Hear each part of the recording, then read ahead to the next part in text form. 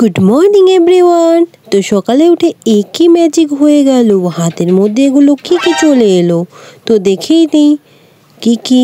আম, দই, চিকেন। এটা কি? এটা তো পরোটা। দেখো, এটা রাজুদার পরোটা, পকেট পরোটা। চিনতে পারছো তো সবাই? তো ভাবছো এটা রাজুদার পরোটা হতেই পারে না। ঠিক ধরেছো।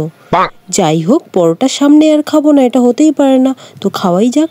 এটা ট্রাই করলাম, মুখের রিয়াকশন দেখেই বুঝতে পেরেছো কেমন খেতে। যাই হোক, আজকে কিছু একটা বানানো যাক। ভাবছো তো কি বানাবো?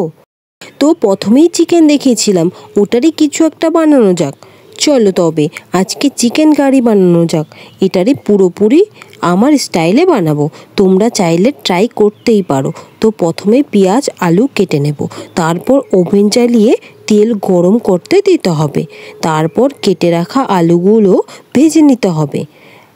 আলুগুলো ভাজা হয়ে গেলে তুলে নিতে হবে। তারপর তেলের মধ্যে গোটা জিরে, গোটা গরম মশলা দিয়ে এবার কাটা পেঁয়াজগুলো দিয়ে দিতে হবে। যতক্ষণ না ব্রাউন কালার আসে ততক্ষণ ভাজতে হবে। আর তোমরা আমার মতো এইভাবে রান্না করে খেয়ে দেখো। চিকেন শেষ হয়ে যাচ্ছে কিন্তু ভাত শেষ হচ্ছে না। এদিকে পেঁয়াজগুলো ব্রাউন কালার চলে এলো। এতে একটু হলুদ গুঁড়ো দিয়ে দিতে হবে। আর আজকেও সূর্যি মামা ফুল ব্রাইটনেসে উঠেছে। এরকম করে প্রতিদিন ফুল ব্রাইটনেসে উঠলে মনে হচ্ছে না আর বেশি দিন বাঁচবো বলে। যাই হোক, এদিকে হলুদ গুঁড়ো মিশিয়ে নিয়ে এবার চিকেন কারি মশলা অ্যাড করব, কারণ আজকে চিকেন কারি হবে। মশলা দিয়ে এবার একটু জল দিয়ে মিশিয়ে নিতে হবে। তারপর রেড চিলি পাউডার দিতে হবে কালার আনার জন্য। এটা চাইলে তোমরা অ্যাড নাও করতে পারো। এবার মশলা কিছুক্ষণ কষতে হবে। তারপর এরকম মশলা থেকে তেল ছেড়ে দিলে এবার চিকেনগুলি দিয়ে দিতে হবে। আর মশলা মিশিয়ে তারপর ভেজে রাখা আলুগুলো দিয়ে মিশিয়ে নিতে হবে।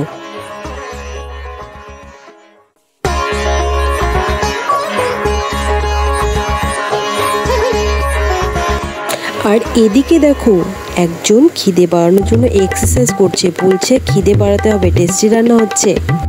যাই হোক, এবার আদা রসুন বাটা দিয়ে সাথে একটু জল দিতে হবে, কারণ আদা রসুন বাটা লেগে যায় জল না দিলে।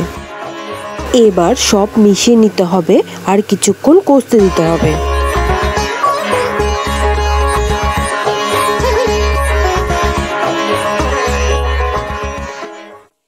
এরকমভাবে কষা হয়ে গেলে এবার হালকা জল দিয়ে দিতে হবে সেদ্ধ হওয়ার জন্য।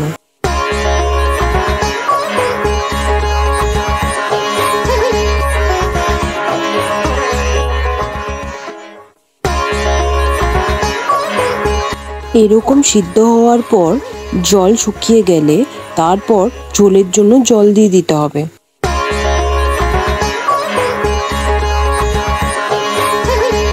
তারপর স্বাদ মতো নুন, লঙ্কা কুচি আর আমি গোটা গরম মশলা বেটে নিয়েছি, কারণ গুঁড়ো গরম মশলার থেকে বাটা মশলা দিলে বেশি ফ্লেভারফুল হয়। তো এবার কিছুক্ষণ ফুটতে দিতে হবে। তারপর নামিয়ে নিলেই রেডি গরম গরম চিকেন কারি।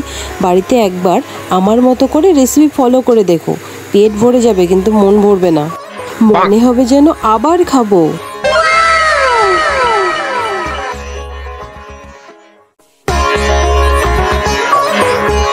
তো ফাইনালি আমার রান্না কমপ্লিট হয়ে গেল। এবার একটু খাওয়াই যাক। একে গরম পড়েছে ও খিদে জীবন ধনেপাতা। আশা করি ভিডিওটি ভালো লেগেছে। আর ভিডিওতে কমেন্ট করো নেক্সট কিসের ভিডিও দেখতে চাও।